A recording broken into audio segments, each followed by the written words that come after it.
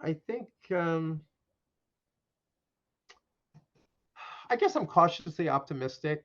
Um, um, I think I think the Trump years were incredibly distorting. I think um, everyone just had such a visceral reaction to Trump, either for or against, that it just polarized everyone, and it polarized newsrooms, and newsrooms in their rush to either support Trump or knock Trump, like really dropped a lot of their standards. And and um, I think as the I don't know when the Trump era is going to wind down. Your guess is as good as mine.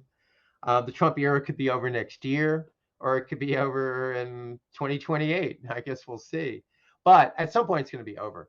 And I think papers, and this has already happened a bit. Papers are going to sort of have a reckoning. They're gonna they're gonna look back and say those were crazy years. We were in a frenzy. We did a lot of things that we wouldn't normally do. They always talk about Trump derangement syndrome. Like Trump just made people do crazy things.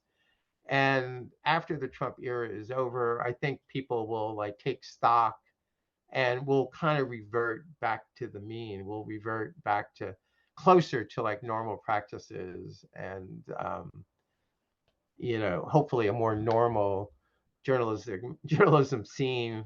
Um, but we'll see.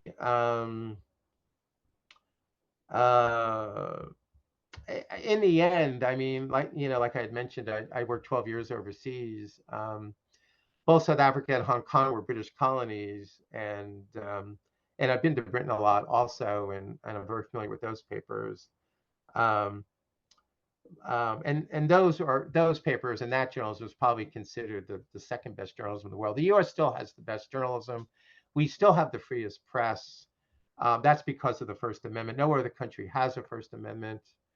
So there's always going to be a large degree of protection for journalists here that you're not going to get in Britain or other countries.